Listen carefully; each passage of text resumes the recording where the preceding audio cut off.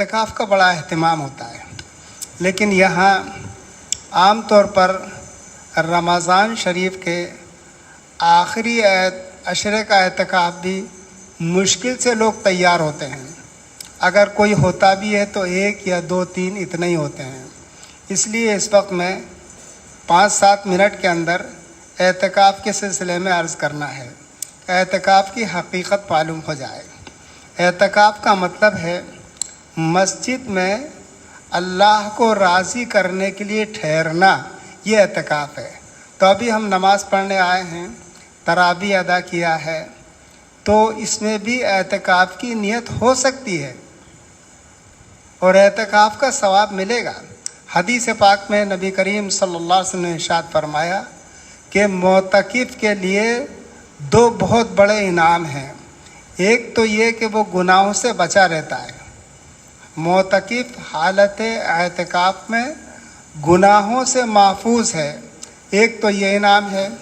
اور دوسرا انعام یہ ہے کہ معتکف کو بہت سے ان اعمال کا ثواب بغیر کیے مل جاتا ہے جو حالت اعتکاف کی وجہ سے وہ نہیں کر سکتے، جیسے مریض کی عیادت ہے، جنازے کی شرکت ہے۔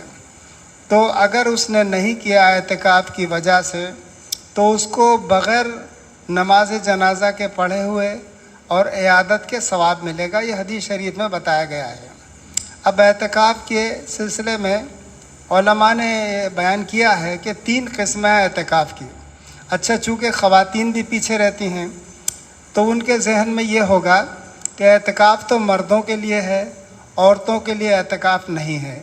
لیکن حضرت مولانا زکریا صاحب رحمۃ اللہ علیہ شیخ الحدیث، انہوں نے فضائل اعمال میں تحریر کیا ہے، فضائل رمضان میں، کہ اعتکاف کرنا عورتوں کے لیے مردوں کے بنسبت آسان ہے، اور خاص طور پر اخیر عشرے کا اعتکاف جو سنت موقدہ ہے، اس میں عورتوں سے بڑی کوتاہی ہوتی ہے۔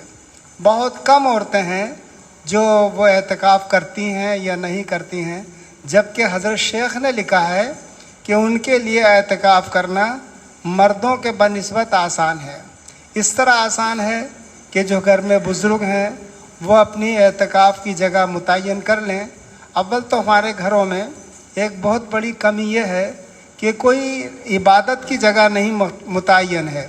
ہمارے استاد مولانا قاری صدیق صاحب باندھوی رحمۃ اللہ علیہ، ان سے میں نے سنا ہے کہ جب لوگ مجھے افتتاح کے لیے لے جاتے ہیں تو کہتے ہیں حضرت یہ رہے گا مہمان خانہ، یہ رہے گا باورچی خانہ، یہ رہے گا فلاں جگہ۔ تو حضرت پوچھتے تھے کہ یہ بتاؤ اس میں کوئی عبادت خانہ بھی ہے نہیں جس میں تسبیح ہو، مصلی بچھا ہوا ہے، قرآن پاک رکھا ہوا ہے؟ تو ہمارے گھروں میں ایک کمرہ ایسا بھی ہونا چاہیے جو عبادت کے لیے ہو۔ تو بہرحال عورتوں کے لیے اعتکاف اگر کوئی ایسا کمرہ ہے تو اس میں کریں، اور اگر نہیں ہے تو متعین کر لیں۔ تو اعتکاف کی 3 قسمیں ہیں، ایک اعتکاف واجب ہے، ایک اعتکاف سنت موقدہ ہے، ایک اعتکاف نفل ہے۔ یہ اعتکاف کی 3 قسمیں ہیں۔ واجب کا اعتکاف، اس کے لیے کوئی تاریخ، کوئی دن، کوئی مہینہ متعین نہیں ہے۔